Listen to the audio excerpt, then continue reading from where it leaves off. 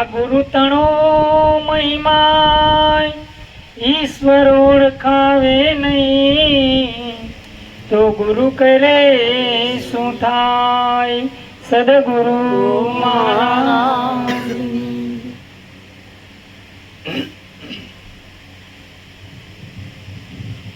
સદગુરુનો મહિમા સંતોએ ખૂબ ગાયો, કેમ કે જીવનની અંદર આ લોકની અંદરથી જો કોઈ ત્રણ કાળની અંદરથી આ જીવને કોઈ છોડાવી શકતું હોય તો માત્ર ને માત્ર સદગુરુનો દ્વાર છે. કેમ કે આવ્યો પણ જાણ્યો નહીં આ માનવ તનનો મરમ, આ શેર લોટને કારણે તે ભાઈ કોટિક બાંધા કરમ. કેમ કે આખો દિવસની અંદર પોતે કર્મને જાળની અંદર આનું જીવન પૂરું થઈ જાય છે. કેમ કે પોતાને ક્યાં આની અંદર રોકાઈ જવું અને ક્યાંથી નીકળી જવું એ રસ્તો તો માત્ર ને માત્ર ખાલી સદગુરુ બતાવી શકે, એ સિવાય કોઈ બતાવી શકે? કેમ કે જન્મ લીધો અને આવ્યો પણ ખબર રહી, કેમ કે આ ધરા ઉપર આપણે શું કરવા આવ્યા તેનો આપણે ખ્યાલ રહી. કેમ કે છઠ્ઠીના દિવસે આનું નામ પાડ્યું, છઠ્ઠીના દિવસે નામ પાડ્યું એણે ધારણ કરી લીધું. કેમ કે છઠ્ઠીના દિવસે જે નામ પાડ્યું એને ધારણ કર્યું, પણ પોતે કોણ છે એનો ખ્યાલ રહ્યો. કેમ કે આને જ્યારે જન્મ થયો એટલે 6 દિવસ પહેલા પણ આ કંઈક હશે તો ખરા ને. કેમ કે નામે છઠ્ઠીના દિવસે પાડ્યું. કેવું પાડ્યું?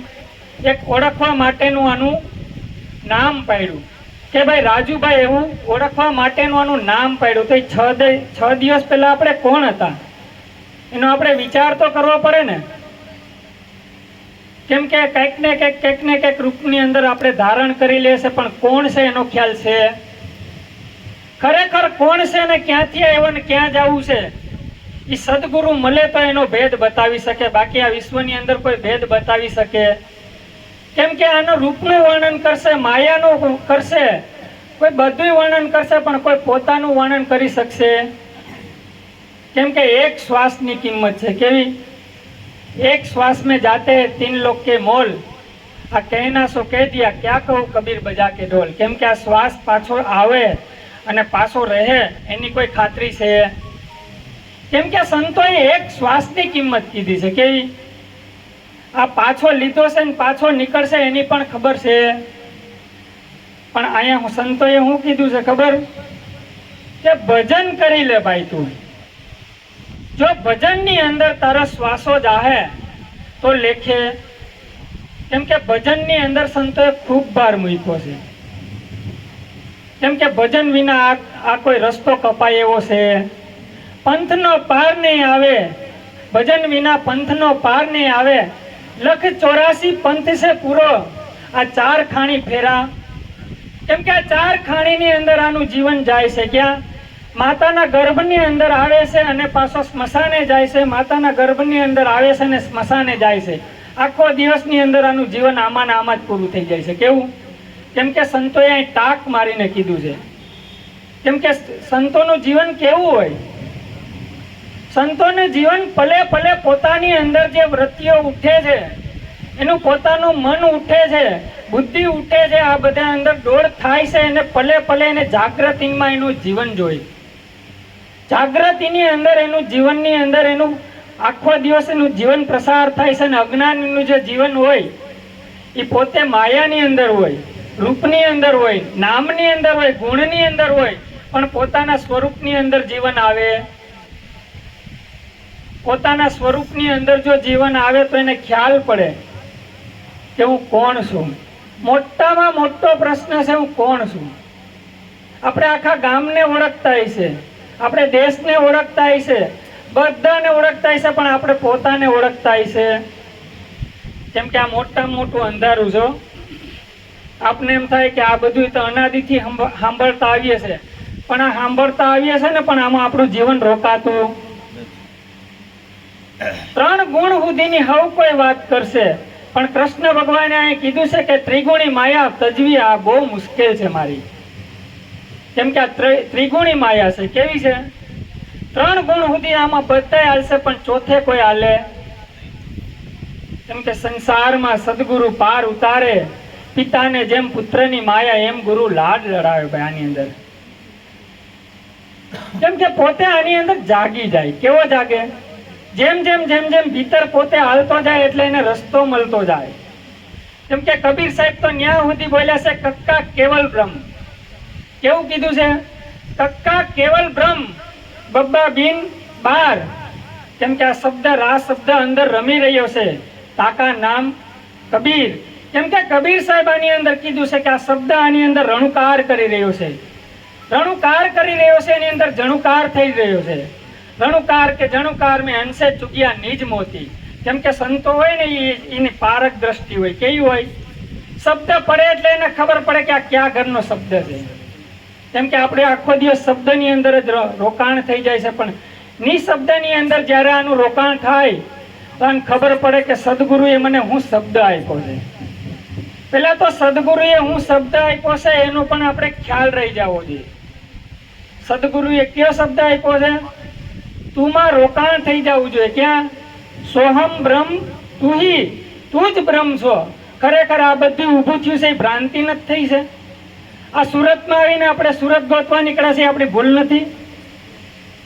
ખરેખર તમે ભારત દેશની અંદર ભારત ગોતો ક્યાંય મળે ખરા? એક ભાઈ બજારની વચ્ચે ઊભો ગામડેથી પૂછે કે ભાઈ સુરત ક્યાં આવ્યું? તો કે કોઈએ કીધું કે ઉત્તર દિશામાં આવ્યું. તો બીજાને પૂછ્યું તો કે સુરત ક્યાં આવ્યું? તો કે પશ્ચિમમાં આવ્યું. ત્રીજાને પૂછ્યું તો કે ક્યાં આવ્યું છે? તો કે દક્ષિણમાં આવ્યું. પણ કોઈ સુરત વાળાને પૂછો તો સુરત બતાવે ને. આ તો આખા ગામને પૂછે છે, પણ સુરત વાળાને પૂછે? જે ઘરનો જે હોય એને પૂછો તો એને ખબર પડે કે આ સુરત ક્યાં આવ્યું છે. એમ આખો દિવસ આપણે ક્યાં રોકાઈએ છે? આ નામ રૂપ અને ગુણની અંદર આપણું જીવન પૂરું થઈ જાય છે. ક્યાં પૂરું થાય છે? પણ સદગુરુના સ્વરૂપની અંદર આનું જીવન રોકાતું. જો સદગુરુના સ્વરૂપની અંદર આનું જીવન રોકાય ને તો આને ખ્યાલ પડે કે આવ્યો પણ જાણ્યો નહીં આ માનવ તનનો મરમ. જો આવ્યો પણ કેવું થયું? હીરો ગોગે જે ડેલી હાથ. આ જીવન ખરેખર આપણું કેવું થઈ ગયું છે? હીરો ગોગે જઈએ ડેલી હાથ. એવું આપણું જીવન થઈ ગયું છે. એમ બેપણાની અંદર જીવન હોય. જ્યારે સદગુરુ હશે ત્યારે શિષ્ય નહીં હોય, અને શિષ્ય હશે ત્યારે સદગુરુ નહીં હોય. કેમ કે બે એક જ રૂપમાં છે. ક્યાં? સદગુરુએ આપણે ક્યાં ઉભા રાખ્યા છે? બે એક ઘરે ઉભા રાખ્યા છે. હરિ તારા નામ સે હજાર, ક્યાં નામે લખવી કંકોત્રી. આ રોજ રોજ બદલે મુકામ, આ કયા નામે લખવી કંકોત્રી. કેમ કે રોજ રોજ બદલે છે આ મુકામ. ક્યાં નામની વાત કરી છે? આ દેહાદેહિકની કોઈ વાત કરી નથી. કેમ કે આની અંદર સંતોએ પેલા ભજન આપ્યું છે. એ ભજનને આપણે ધીમે ધીમે ધીમે ધીમે આપણા જીવનની અંદર આપણે ભજનની અંદર આપણે રહેવું પડે.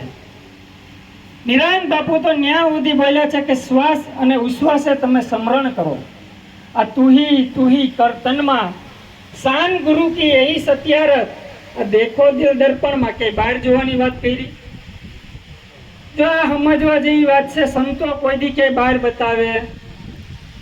ભીતર જ બતાવે. ક્યાં બતાવે? એક ભાઈ છે ને રાતના 3 વાગે ગિરનાર ચડતો હતો. ગિરનાર ચડતો હતો ને એટલે ફાનસ લઈ અને ગિરનાર ચડતો હતો. એટલે કોકે પૂછ્યું કે ભાઈ ક્યાં જાય? એ કે ગિરનાર જાવ. એ કે પણ આ અંધારી રાતમાં એ કે પણ થઈ હું ગયું? એ કે પણ તો કે પણ આમાં દેખાય કે પણ મારે મૂળ જોવાનું તો એક જ પગથિયું છે ને. આપણે શું જોવા નીકળે છે? બધું જોવા નીકળે છે, પણ એક જોતા.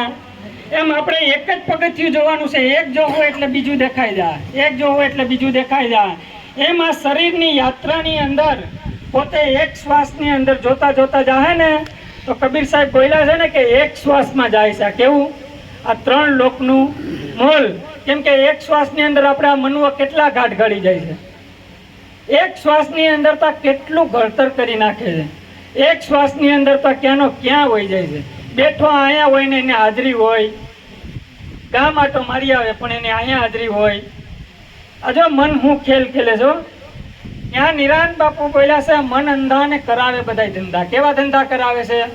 આ મન અંધાને કરાવે ધંધા, આ મન કી યાદ લખાવે. સદગુરુ સોઈ આ મન કી યાદ લખાવે. જો પૂરા ગુરુ મળે ને તો આના મનની ઓળખાણ કરાવી દે કે મન ઈ તું છે. જો સદગુરુએ હું વાત કરાવ્યું છે, આ જે દેખાય ને ઈ તું નથી. આપણે ક્યાં ઉભા રહી ગયા છે? આ દેખાય ને એની અંદર આપણું જીવન રોકાઈ ગયું છે. ક્યાં દેખાય એમાં જ આખો દિવસ આપણું જીવન હોઈ ગયું છે. આ દિલીપભાઈ આખો દિવસની અંદર કેટલી વાર ઊભા થાય છે એની એને ખબર રહેતી. જો એ જાગૃતિ રાખવાની છે. હું આ દિલીપભાઈ અનેક વાર ઊભા થઈ જાય છે ને, એ દિલીપભાઈ સમી જવા જોઈએ. હું થઈ જવું જોઈએ. આપણે અહીંયા કદાચ ઘરની અંદર આપણે બધી ગોઠવણી કરશું, બધી ગોઠવણી કરશું ને, પણ આપણે રહીએ ક્યાં એ નહીં ખબર હોય. આપણે ઘરની અંદર આપણે ખરેખર ક્યાં રહે છે એની આપણે ખબર છે. કેમ કે આપણે બધે રહે છે પણ પોતાના મૂળ સ્વરૂપની અંદર આવતો. કેમ કે સુરતા છે ને એની આખી વિખરાઈ ગયેલી છે. કેવી છે? 4 માણસ છે ને તાપતા હતા ને,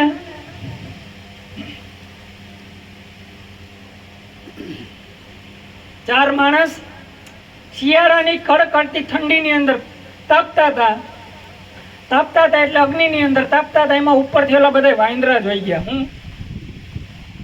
ક્યાં તાપે છે પણ એટલે ઓલા જેમ એક્શન કરે ને એમ બધી એક્શન શીખી ગયા. હું એટલે ઓલા જેવા ભાઈ વહી ગયા ને એટલે એને તો ઓલા કેહુડાના ફૂલ ઉતાર્યા.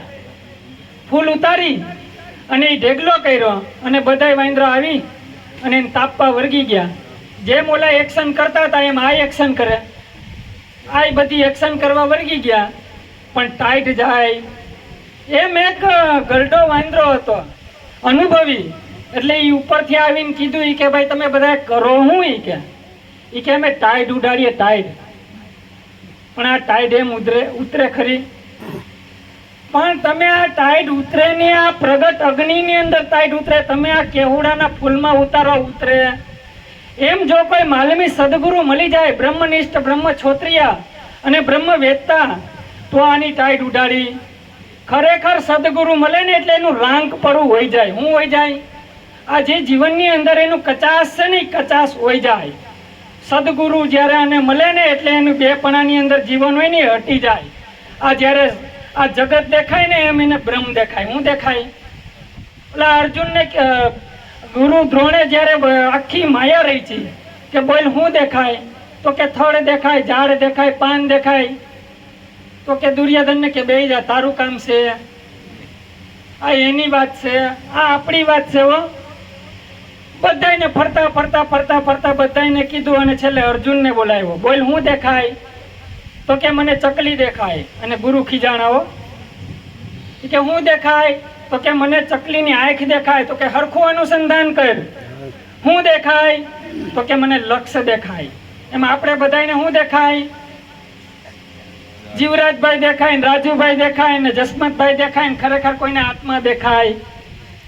જ્યારે આત્મા દેખાય ત્યારે આને આત્મ દ્રષ્ટિ આવે. કેવી? નિરખને ગગનમાં કોણ ઘૂમી રહ્યો છું? તેજ હું, તેજ હું શબ્દ બોલે. આ શ્યામના ચરણમાં ઈચ્છું છું, નથી અહીં કોઈ. કૃષ્ણ તો લે કૃષ્ણ એટલે આત્મા. કેવા? આપણે કૃષ્ણને આવે ને એટલે સીધું આપણે ઓલું ત્રિશુલધારી ને ચક્રધારી ને આપણે ગદાધારી ને જેવા આપણે ભગવાન આપણે ધારણ કર્યા છે ને એવું આપણે આ મગજની અંદર ભરી લઈએ. જ્યારે આપણે કોઈ પણ એવી વાત કરતા હોય ને કૃષ્ણની એટલે આપણે સતયુગમાં હોઈ જાય. રામની વાત કરતા હોય તો દ્વાપરમાં હોઈ જાય. કળીકાલની વાત કરતા હોય તો કળિયુગમાં હોઈ જાય. પણ જ્યાં છે ત્યાં ઠેરાતો. જો છે ત્યાં એક વખત ઠેરાઈ જાય તો આ જગતમાં એને બીજું કોઈ રોકવા વાળું છે નહીં. આટલું કઈ મારી વાણીને સદગુરુના શરણમાં વિરામ આપું છું. સદગુરુ મહારાજ.